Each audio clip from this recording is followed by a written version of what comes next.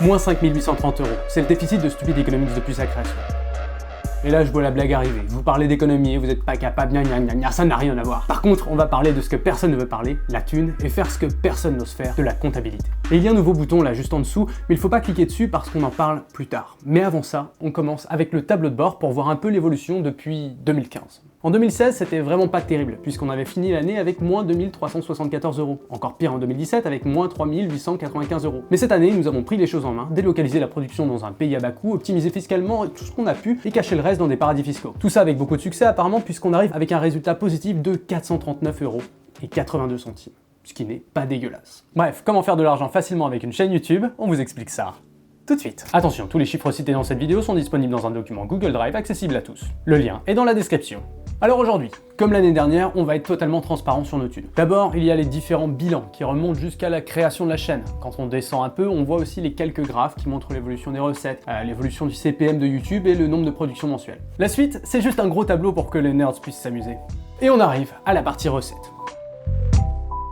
C'est de loin une de mes catégories favorites et on distingue direct 3 sources principales. En première position, il y a les dons Tipeee avec 8189 €, suivi par la pub YouTube, 1180 € et enfin la thune de Utip, 884 €. Et je vais profiter de parler de Tipeee pour vous prévenir que si vous soutenez des vidéastes depuis pas mal de temps via Tipeee et que votre carte bancaire a expiré, vos tips ne sont pas forcément encore actifs. Plusieurs tipeurs nous ont déjà contactés à ce sujet et c'est le cas pour plein de vidéastes, donc jetez-y un coup d'œil à l'occasion. Mais dans les recettes, il y a également le prix d'un concours de 2000 € organisé par les Journées de l'économie et que l'on a remporté en novembre dernier. Donc au final, le total des recettes est de 13 003 € et 94 centimes. Une grosse augmentation si on compare à l'année précédente. Et on voudrait vous remercier parce que on est vraiment heureux qu'autant d'entre vous estiment notre travail. Mais la grosse différence aussi par rapport à l'année dernière, c'est le financement du CNC Talent. On en a parlé davantage dans une autre vidéo, donc je ne vais pas aller dans le détail, et de toute façon le détail est disponible dans les documents. Le financement total est de 36 000 €, et si au final on a inscrit le montant de 10 195 € et 74 centimes, c'est que beaucoup moins est entré dans la compta de Stupid Economics. Acromedia, qui a été notre boîte de production pendant ces 8 mois, a bien touché 36 000 €, mais ça ne rentre pas dans ce document. Ce financement a servi à rémunérer des gens pour des compositions musicales, pour des créations graphiques, pour payer des charges, organiser 3 émissions en direct et acheter du matériel. Donc tout ça c'est plus leur compta à eux, mais histoire de maintenir la transparence, on a publié le plan de financement du CNC Talent, juste ici. Je profite d'avoir parlé de live pour vous prévenir qu'il en reste un, et c'est de loin le plus important, parce que c'est le grand live. Donc le 18 novembre, on va être avec plus de 20 vidéastes pour discuter de plein de sujets actuels pendant 4 heures. C'est comme une convention de vidéastes, mais disponible gratuitement et sur internet. Avec la professionnalisation de cette activité, son importance dans la manière dont beaucoup de gens s'informent au final, on s'est dit que organiser un événement pour échanger sur certains sujets, que ce soit la loi, la thune, le journalisme, ça pouvait apporter pas mal de choses. Du coup, on compte sur vous pour être présent dans le chat et participer au débat, et le lien pour être alerté au début du live est juste là dans la description. Mais j'ai pas fini mon histoire de CNC, parce que sur les 36 000 €, il y a donc 10 195 € et 74 centimes qui sont entrés dans la compta de Stupid Economics.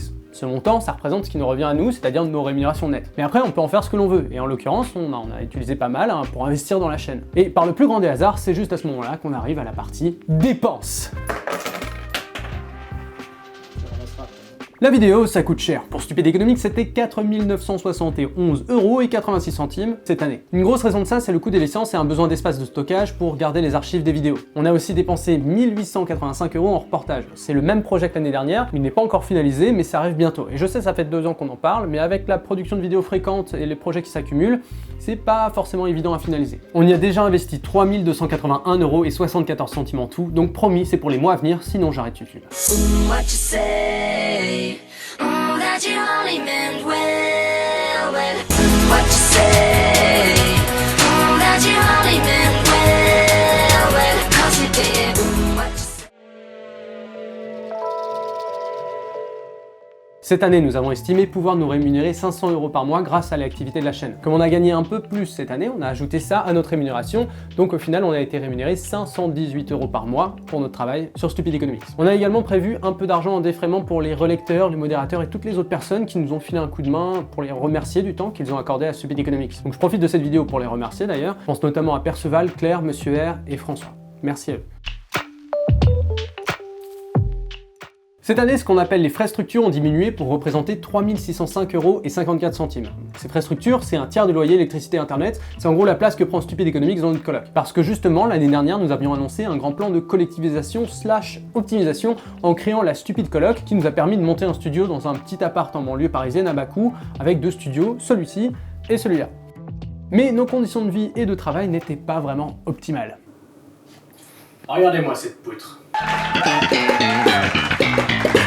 Pour maintenir nos coûts fixes aussi bas que possible, sans vivre dans un taudis, nous quittons Paris pour Montpellier. Donc si vous êtes du coin, bonjour à vous.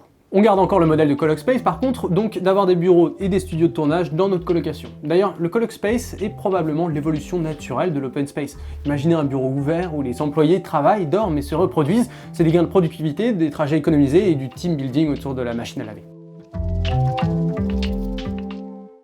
Et au final, il y a les charges de la micro-entreprise à 1 732,46 €, pas grand chose de plus à dire, donc on passe au bilan.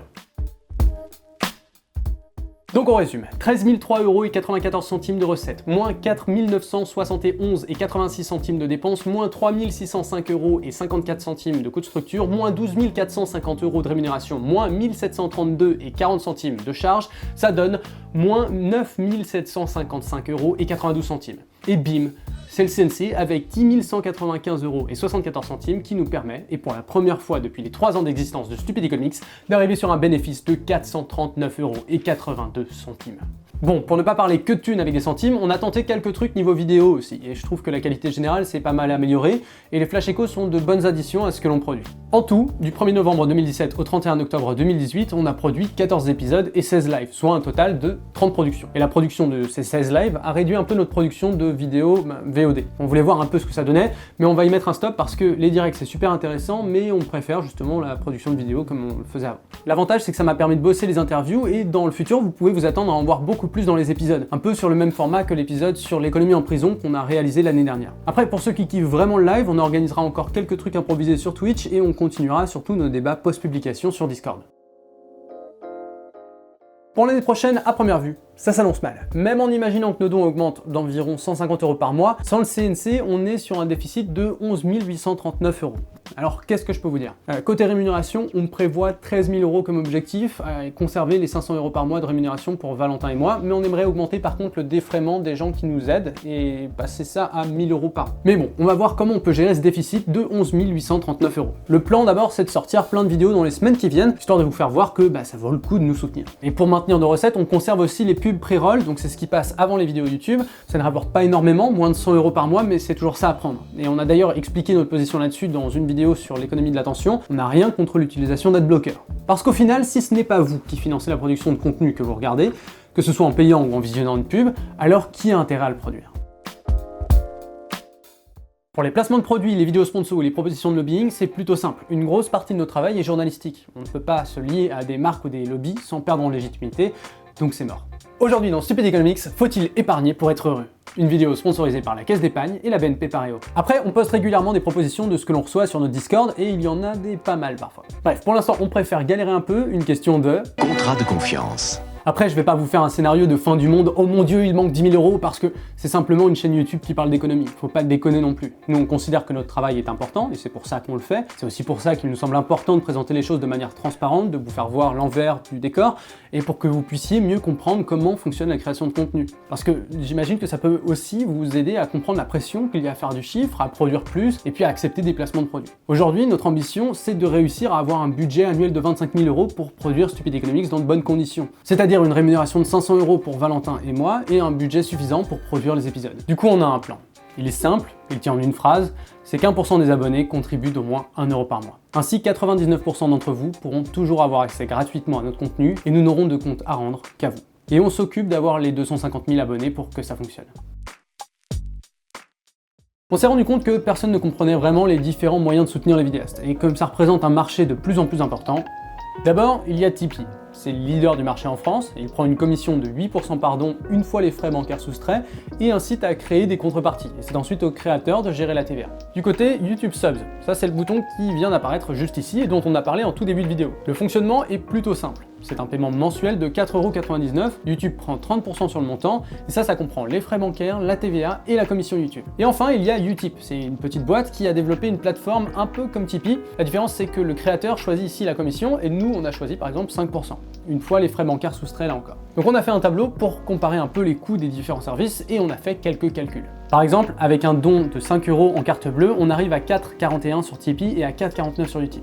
YouTube lui reverse 3,49, mais c'est un peu différent parce qu'il inclut la TVA. Et je vous laisse regarder le tableau pour les autres valeurs, mais voilà l'idée. Utip propose également plusieurs autres solutions pour soutenir les vidéastes. Il est possible de regarder une publicité de 30 secondes qui rapporte 5 centimes directement au créateur. Ou encore de devenir Fire Tipper. C'est un type de 3 € minimum que vous pouvez répartir entre plusieurs créateurs de votre choix. Pour un Fire Tip de 3 €, c'est 2,40 € qui arrivent directement au créateur. Et ça comprend les frais de paiement et la commission de Utip. Utip ne prend au final que 30 centimes, quel que soit le montant du Fire Tip. Ceux qui soutiennent plusieurs vidéastes aujourd'hui finissent par payer pas mal de frais bancaires et de commissions. Et l'idée de Fire Tipper, c'est de n'avoir à payer qu'une seule fois les frais et soutenir autant de vidéastes que vous le souhaitez. Utip propose également une plateforme plutôt facile à utiliser qui vous permet de suivre les créateurs de contenu en regroupant tous leurs contenus et publications de YouTube, Twitter et Instagram. C'est encore en bêta, mais on a trouvé l'initiative intéressante et c'est pour ça d'ailleurs qu'on en parle dans nos vidéos. J'espère que ce petit tour du marché du financement participatif vous aura intéressé. Mais avant de cliquer partout et de nous envoyer 525 523 € via Western Union, souvenez-vous bien du grand live, le dimanche 18 novembre à 20 h. J'espère que vous serez nombreux dans le chat pour débattre avec nous, discuter, et tous les liens sont dans la description. Et puis dernièrement, enfin en réalité depuis